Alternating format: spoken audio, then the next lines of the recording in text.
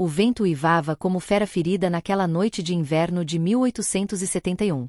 Eu estava só, sentada diante da lareira que mal se sustentava contra o frio que invadia pelas frestas da cabana. As paredes de troncos, que um dia pareceram abrigo, agora mais lembravam grades de uma prisão de gelo. A madeira estalava, gemendo sob a pressão da tempestade lá fora, e cada estalo me lembrava que o mundo podia desmoronar sobre mim a qualquer instante. Era Montana, território áspero e implacável, e eu, uma viúva grávida, perdida em meio à neve. Fazia apenas 3 meses que o sangue do meu marido havia encharcado o pó do chão em frente à taverna de Red Rock.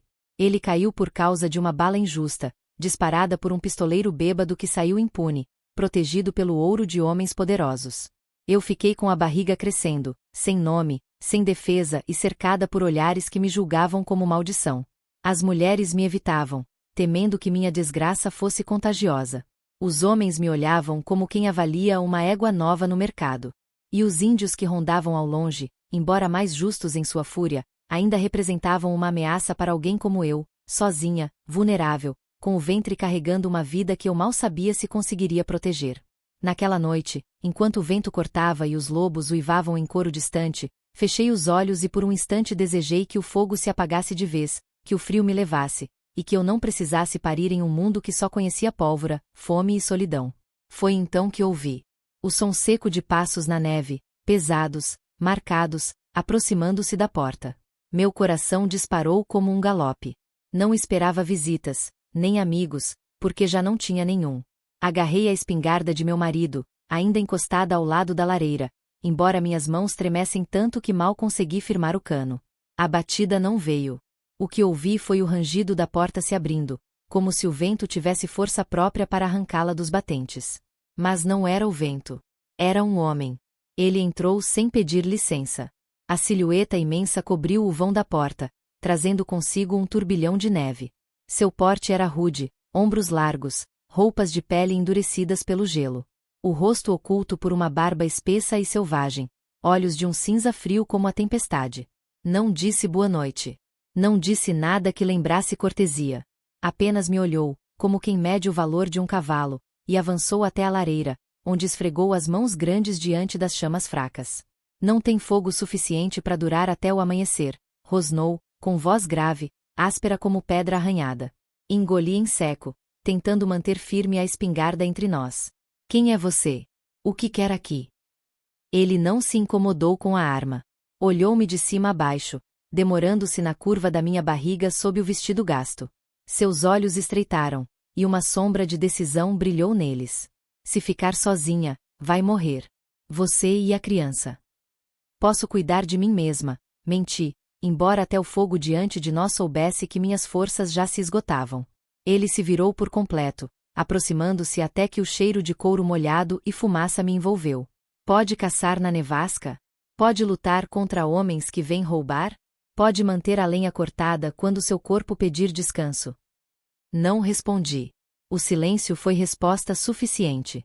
Foi então que ele disse, baixo, firme, como sentença. Seu corpo é meu até que eu tenha meus filhos. As palavras atingiram-me como murro. Meu rosto ardeu de vergonha, de raiva, de impotência.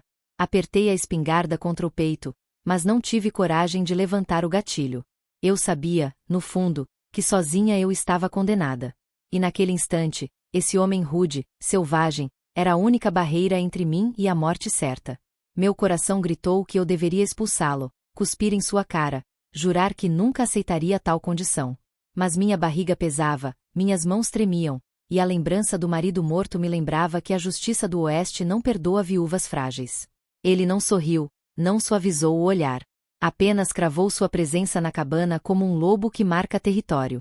Jogou um feixe de lenha sobre o fogo, e as chamas cresceram, iluminando seu rosto marcado por cicatrizes que eu não ousei perguntar de onde vinham.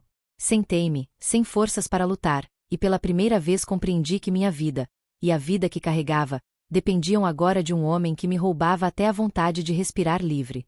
E, ainda assim, parte de mim percebeu algo terrível. Apesar do medo, havia nele uma força capaz de manter a morte à distância. E eu, viúva perdida no gelo, não podia me dar ao luxo de recusar. Os dias que se seguiram àquela noite foram os mais longos da minha vida. A presença dele dentro da cabana transformou o espaço que já parecia pequeno em algo ainda mais apertado, sufocante. Era como dividir a respiração com uma fera.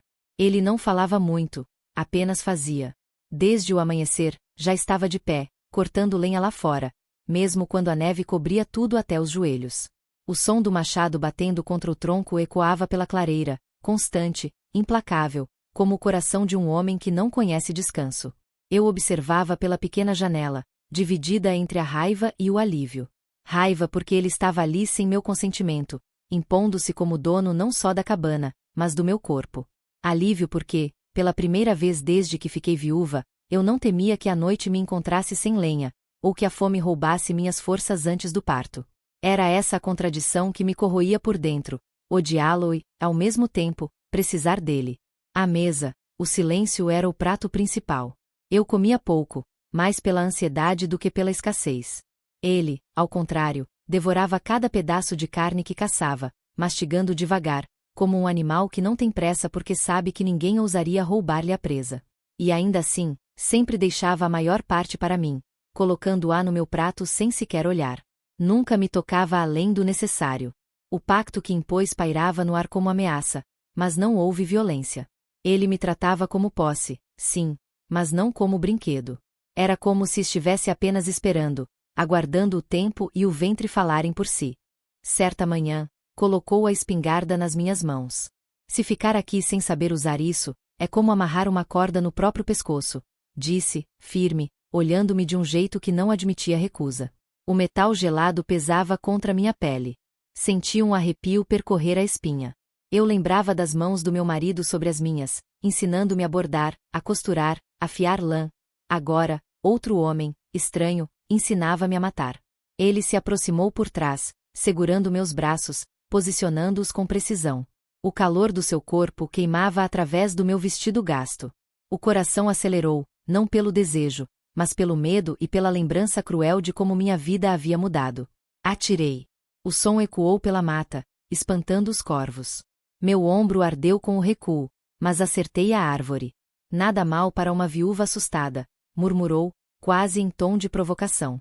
Engoli a raiva, mas uma fagulha de orgulho também nasceu em mim. Pela primeira vez, senti que talvez eu tivesse alguma chance de lutar contra o destino. Mas o Oeste não permite ilusões por muito tempo. Foi numa tarde cinzenta que os lobos apareceram. Eu havia saído até o galinheiro, tentando recolher os poucos ovos que as aves teimosas ainda botavam apesar do frio. O silêncio da neve estalava sob meus pés, quando ouvi o rosnado baixo, ameaçador. 3 deles, magros de fome, surgiram entre as árvores, olhos brilhando de febre e desespero. Meu corpo congelou. A barriga pesada parecia me prender ao chão. Um deles avançou, dentes à mostra. Gritei, mas minha voz se perdeu no vento. E então, ele veio. O homem surgiu como um trovão, brandindo o machado ainda sujo de resina. O primeiro lobo mau teve tempo de reagir antes que a lâmina o atingisse no crânio. O segundo foi repelido a chutes e gritos que estremeceram a clareira. O terceiro, maior, pulou sobre ele, e os 2 rolaram na neve manchada de sangue. Eu só conseguia olhar, paralisada, o coração em disparada. Ele se ergueu por fim, arfando, o peito subindo e descendo, a barba salpicada de sangue, os olhos acesos de fúria. O último lobo jazia imóvel a seus pés. Corri até ele, apesar do medo. Minhas mãos tremiam quando toquei seu braço ensanguentado. Ele me olhou, sério, sem triunfo, apenas cansado. Eles sempre voltam quando sentem cheiro de fraqueza, disse. E você precisa estar pronta. Naquele instante, percebi que por baixo da brutalidade havia algo mais. Não era apenas a força de um predador, mas a dor de um homem que já perderá mais do que podia suportar. Vi nos olhos dele um vazio, um peso que reconheci porque eu também o carregava. À noite, enquanto ele costurava o próprio ferimento com linha grossa, o silêncio entre nós mudou. Não era mais apenas o silêncio de estranhos, mas de 2 sobreviventes, cada qual preso a fantasmas diferentes. Ele nunca disse, mas ouvi nos murmúrios bêbados que escaparam de seus lábios certa vez. Perdeu esposa e filhos na guerra. Compreendi então porque vivia como fera nas montanhas, porque se fechava na brutalidade. Ele não acreditava mais no amor, assim como eu já não acreditava mais em milagres. Ainda assim, quando me deitei naquela noite, coberta pelo frio e pelo peso da vida que crescia em meu ventre, percebi que algo em mim começava a mudar. Odiava-o, sim. Temia-o, também. Mas, contra toda a razão, comecei a sentir que minha vida estava mais segura com ele do que havia estado desde a morte do meu marido. E esse pensamento me apavorava mais do que os lobos. No início, pensei que a solidão das montanhas fosse o pior inimigo. O frio, a fome, os lobos. Mas logo percebi que o verdadeiro perigo não vinha da neve ou das feras, e sim dos homens. A notícia de que eu não vivia mais sozinha espalhou-se como pólvora pelos vales. As línguas afiadas da cidade murmuravam que a viúva de Red Rock se entregará a um selvagem, um ermitão que não respondia a nenhuma lei além da sua própria brutalidade. Chamavam-no de fera, monstro, assassino.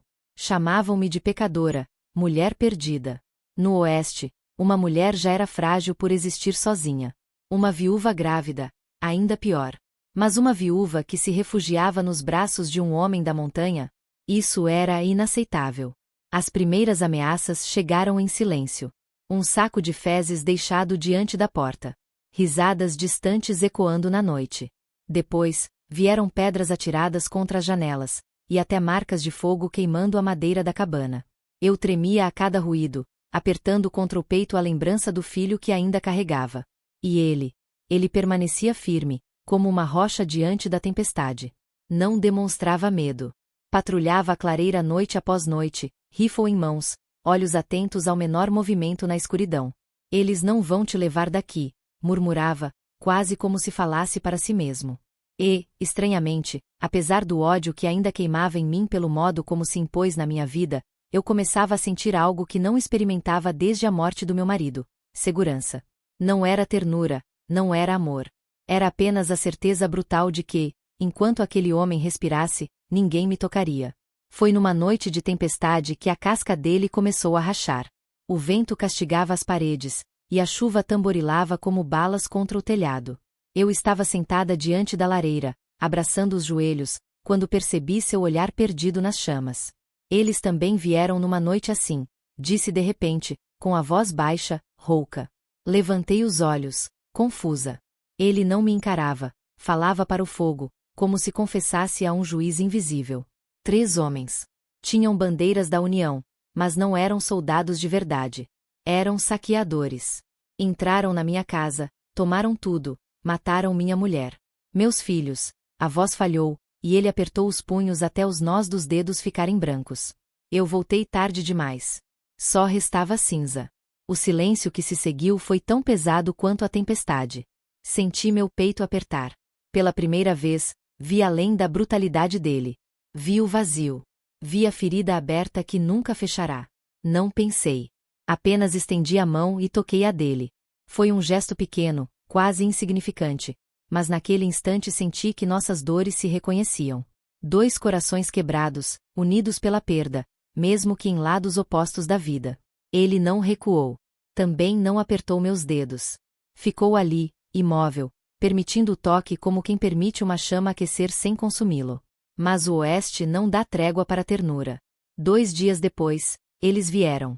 Homens da cidade, 8 ou 9, montados a cavalo, com tochas e rifles.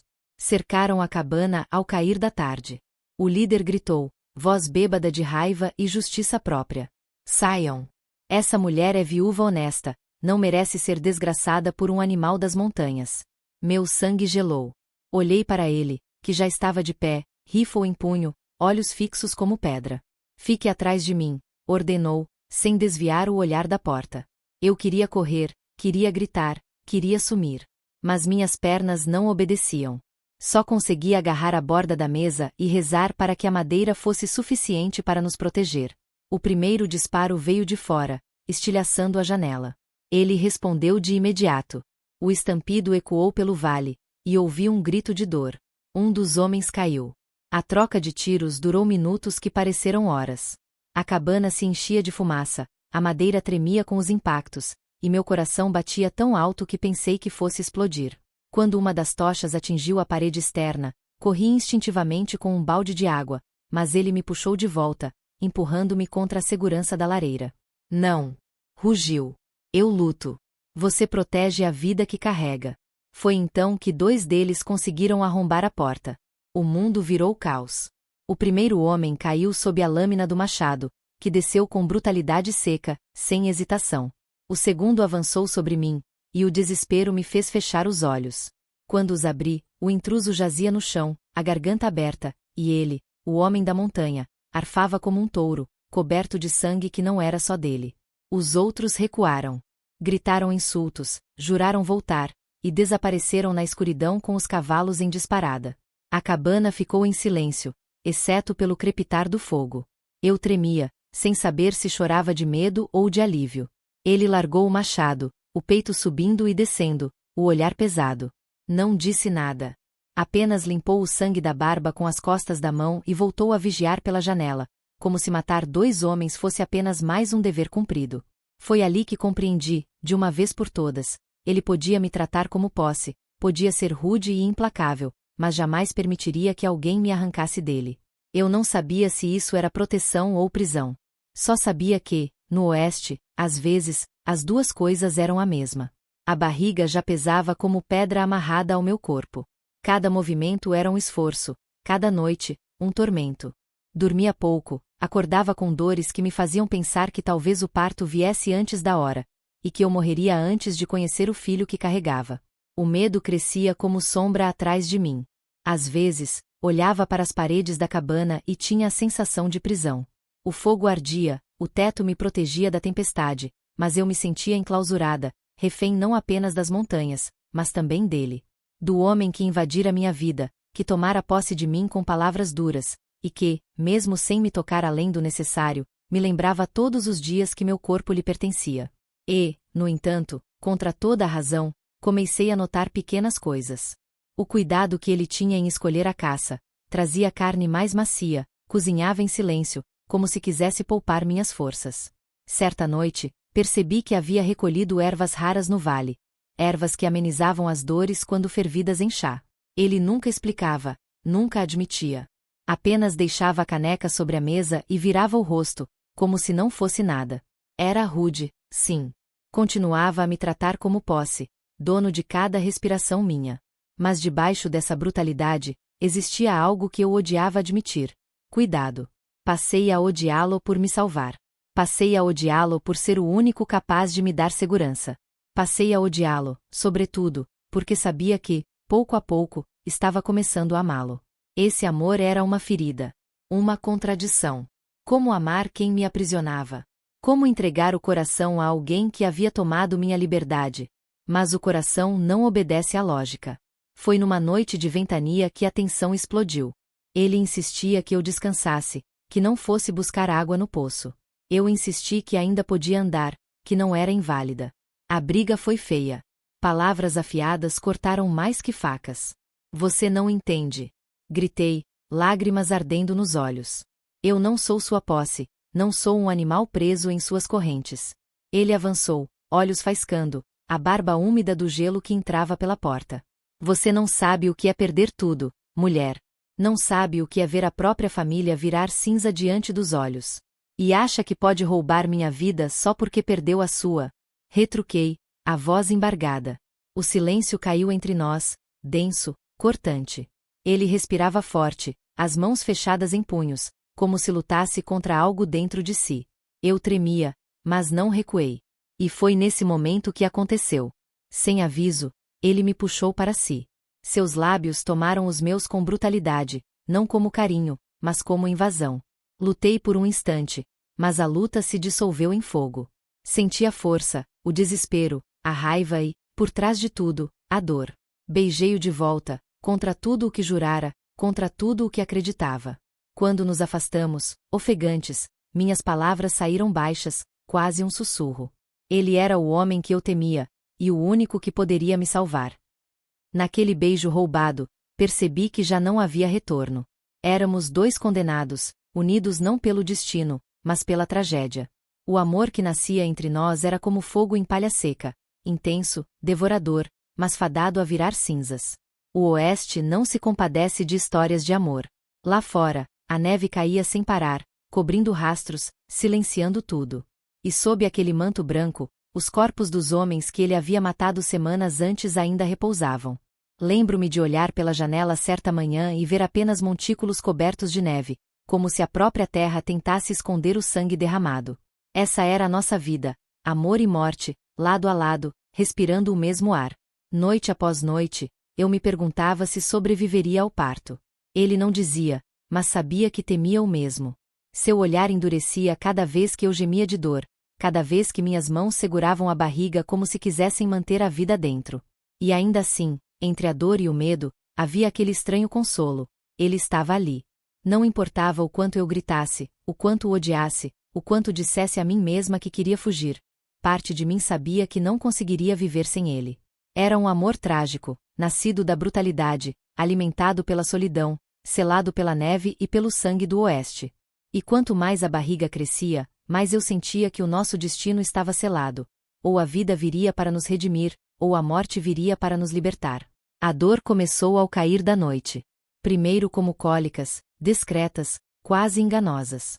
Mas logo se tornaram ondas que me arrastavam inteira, quebrando-me por dentro. Cada contração era como se uma faca me atravessasse, e eu não tinha para onde correr. A cabana, que tantas vezes me parecerá fria e vazia, agora parecia pequena demais para conter meu desespero. O fogo ardia alto, mas o suor escorria pela minha pele, misturado às lágrimas.